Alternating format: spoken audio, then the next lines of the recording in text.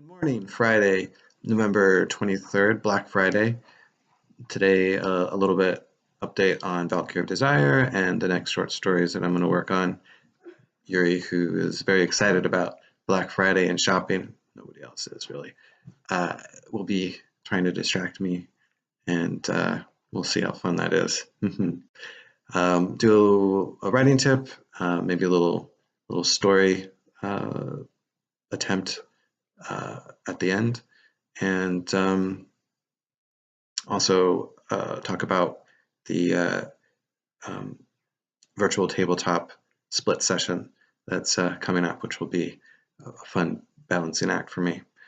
So Valkyrie of Desire, I've been inspired by a gaming session where orc babies were, a litter of orc babies were put at the mercy of the party, and the party took most of them, rescued most of them, and had them imprint as their teachers and masters, and have really taken to these little orcs, which in my setting grow quite quickly if they're fed meat, and learn quite quickly if they're given attention. In the matter of like the first hour, the first day, the first week, they can become fully grown and have a semblance of intelligence and experience. So I had fun with this, the players had fun with this, so I'm importing it into my story for the chapters that I'm working on right now for Valkyrie of Desire, and have the main character playing around with something similar. And so I hope readers will enjoy it as much as my players have. And I'll have the chapter is still in the queue in Scribble file, but it should be up in the next 3 or 4 days. I will have a Jabberwocky Part 4 up before I upload this, and then Part 5 is in the queue probably in the next, I'll post that in the next day or two, and that'll be the cap on Jabberwocky, and we'll start in on the cavernous, the fungi cavernous adventures, what the party is pretty far into right now, which has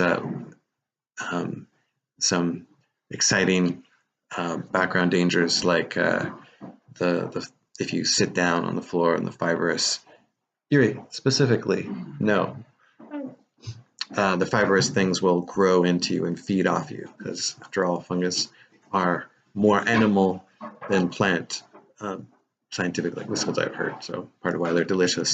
So the party is killing the monsters and eating them. Mushroom tea, which I didn't mention last time after they defeated the magic mushroom man, they made him into a tea that had the effect of producing dim light from their bodies, which they appreciated. Writing tip.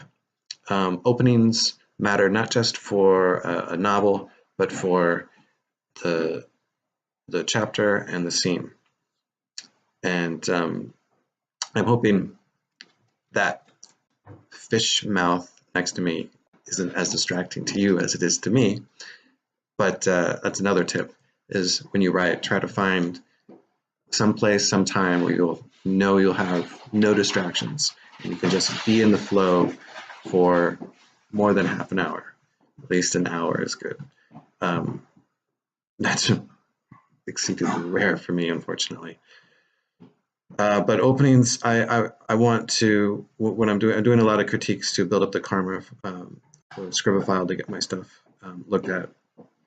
And so it's a common thing that people have a decent opening for a novel, but then when it comes to a chapter or a scene, they'll just jump right in and not establish the point of view and the place, which is essential for immersion. So take your time with that, and think. It helps doing short stories and flash fiction. Think of each chapter and each scene to a certain extent like the beginning of a new story, to remind people what's going on. It's often a place where people will stop and restart. They'll set a book down and come back a day later, a week later, a month later. And not every book's a page turner. So if you can think of a new chapter as reintroducing, you don't have to go over everything, but like the first couple lines, the first paragraph, reestablish the point of view character and the place, or lean in that direction. So the game session is coming up this Sunday and Monday. You know, I told my family, I'm visiting my family. I told my family I'm going to be recording something. I really did. And everybody woke up. Show them the dog. Show them the dog. I'm not going to show them anything. I have to get through this. No, show the dog. No. Show the dog. It's a storybook. Come on. This Sunday, Colg Grievance, who can only play Sundays, will be returning to Titantale with the other players that can stop in Sunday. And the characters the players will play will be an alternate party that the main party spared after they attacked, the Holy Pincers. And Titantale has been turned upside down. Some very catastrophic things have happened since the main party has been away. So it'll be interesting and exciting for the party, for the players, I hope, to be reintroduced to a familiar setting. Jesus Christ, has been the phone. It's really annoying. Ow, cat. Has been completely has been altered, so that'll be kind of a fun reversal. And then Monday, the party will go deeper into the caverns. Story time, family is chaos. I'll just say that last week, I believe I talked about an underground city covered in sand that I was trying to do as kind of a goodnight story for my son to explore that idea of adventure and archaeology. Just a massive. I further developed that idea with him, that it's a cyclopean, larger for giants, a giant-sized city, so a giant-scaled city, and that one of the monstrous threats was something I called a sand squid, which is it's more like a living plant, but it's rooted deep down, and then as people disturb the sand on top, it'll have these tentacles splayed all around, and as you disturb, they'll whip up and drag you into the loose sand.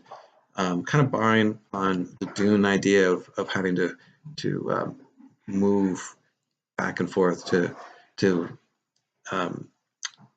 seem like just the wind disturbing the sand rather than somebody walking. From the main movie, it's an idea I wanted to explore with that. So maybe I'll introduce it to the party if they go on to somewhere that they may stumble into if they go too deep into the cavernous adventure. So bye, and you're welcome for showing you why birth control is important. Yuri, come on.